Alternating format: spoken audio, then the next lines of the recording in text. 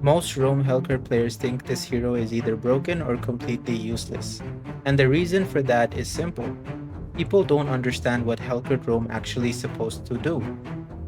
This video is not just a guide, this is a real ranked game breakdown, showing you how Helcurt Roam works when played correctly, what his limits are, and whether this pick is actually worth using in solo queue. Because yes, Helcurt Roam was even picked in pro play, but that doesn't automatically mean it's good for ranked. The reason I'm covering Helcurt Roam specifically is because it was actually played in pro play.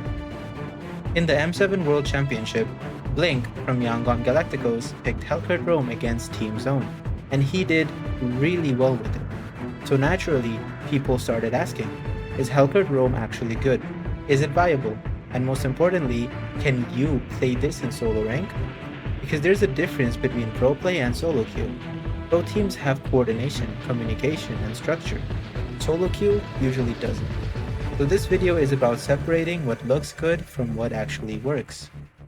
In this game, I picked Helcurt Roam, and this was my team. Immediately, the game plan is clear. I am not here to fight Yuzong or Alpha. My job is to pressure Cho and Vexan early, punish Granger whenever he overextends, deny vision, create fear and uncertainty. Helcurt Roam is not a frontline hero. He is a map control assassin. Still stuck in the same rank? I'm Hajun, a 300 plus stars former pro roamer. In season 21, I hit global number 3 Jawhead, global number 15 Matilda, and global Popol and Koopa, all with over 80% win rate. And I'm working with Dez, a 1000 stars and ex global number 1 Lancelot, also from the pro scene. We teach macro, rotations, shot calling, pressure timing, and mindset, the things that actually win games, not random tips. Our coaching prices are $80 for a minimum of 2 hours. If you're serious about climbing, get our coaching. All details can be found in the description of this video. If you guys are recharging diamonds from in-game, you are literally overpaying. It's finally time for you to get all the skins you desire without breaking the bank at all. Use my website GamsGo to recharge diamonds for so much cheaper. As you guys can see, the price comparison is not even close. You are literally getting more diamonds for cheaper using GamsGo. All you have to do is head over to my profile right here. You can click on more on my description and you'll see all of my links. You're gonna click on cheaper diamonds, just like this. Let's go over Helcurt's kit before we begin. His most important, passive. Whenever Helcurt is unseen, he gains movement speed and HP regeneration. This means bushes, fog, and darkness are your survival tools. If you're visible for too long, you're playing Helcurt wrong. His first skill. It is the most important skill. You need to use it to engage, escape, and terrify. This skill lets you appear, deal damage, and disappear. Your skill 2. This is your main damage source.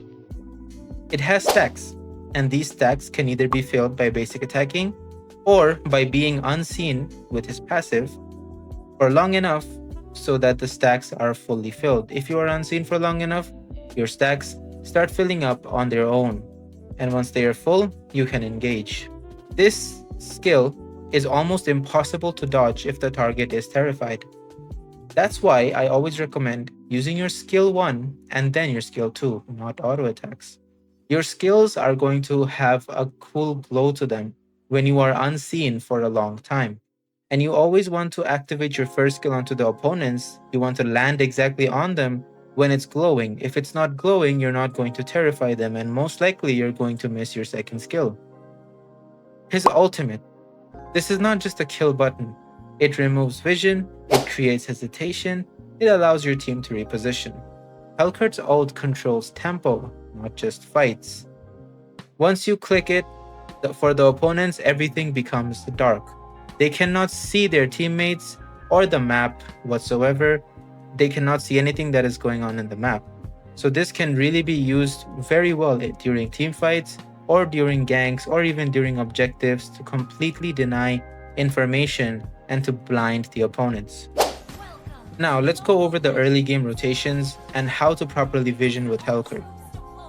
My early rotation depends on the EXP side buff. If EXP is red buff, I go left middle bush, I blink into the enemy top bush, and I get deep vision without being seen. Because I'm not sure if you guys know, if you travel from bush to bush using Helcurt's first skill, you are completely unseen in the process. Now, if the XP side is on the blue buff, I go to the right middle bush. I blink near the enemy blue, I get vision, and then I blink back. This gives me an idea of where the jungler is, also where the mid laner is, and it also gives me additional XP and gold from spotting more opponents without really putting myself in danger or getting vision. In this game, I got spotted by Cho early, and that happens. I reset, help mid clear, poke Cho, then scout Alpha's red buff before returning mid. I'm also running Encourage, so clearing mid efficiently matters. We poke Cho and Vixana together and force Cho to flicker at 1 HP. That's already a win. I run Execute because Helcurt excels at early kill confirmation. I gank XP lane onto Yuzong, I terrify him with my skill 1 and then burst him with skill 2, but Yuzong is really strong in the early. Ruby decides to overcommit and dies, and that's not really my fault. As a roam, you never die for someone else's mistake. I clear only the minions she would miss, and then I leave. Discipline is more important than ego. Around the mid game is when Helcurt really shines. I consistently hide in bushes, I stack my passive, and I pan my map. If you don't pan your map on Helcurt, you will fail on this hero. I spot Granger overextended. I jump onto him with my first skill, I force his flicker, and now that I know he doesn't have his flicker, I know that I can re-engage later and completely catch him off guard. And soon after, I secure a kill onto him. At turtle fights, I flank. I terrify Alpha and Vixana, instantly burst Vixana, then disengage. I saw my Xavier running around that area a little bit weird. Immediately in my head I know that there are probably people in this bush, that is why he's not approaching it. So I decide to first skill, I terrify Vixana and Alpha, tap my second skill and actually burst Vixana, and I get a nice little kill just like that for being more vigilant. Remember, Helcurt is hit and run, not sustained fighting. Let's go over Helcurt's macro and how to properly split push and apply pressure. Helcurt Roam is also a macro hero. After fights, I always push lanes, I clear waves, and I pressure opposite side of Lord. Helcurt's passive lets you rotate faster than anyone. You are half assassin, half map controller. That's why Helcurt can top tower damage even as a roamer. But he is very easy to make mistakes on, and I made a lot of them too. Jumping into 5 people to kill Alpha, that was terrible. Hesitating on engages, terrible.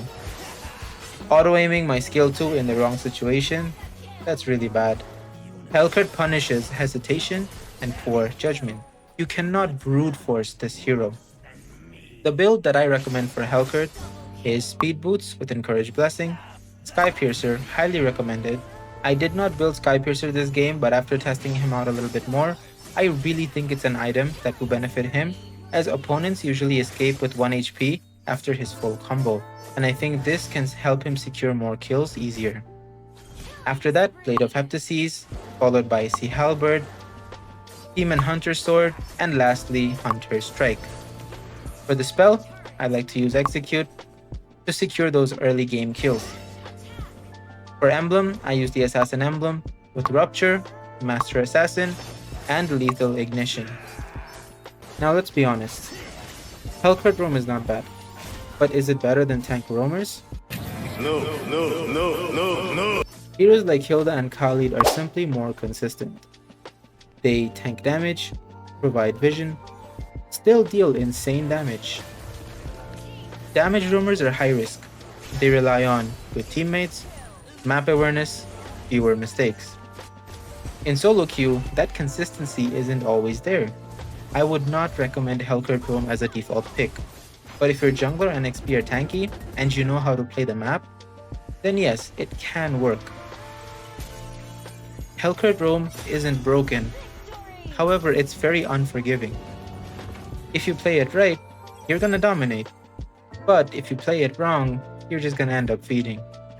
If this helped you, like the video, subscribe, and I'll see you in the next one. Da chamada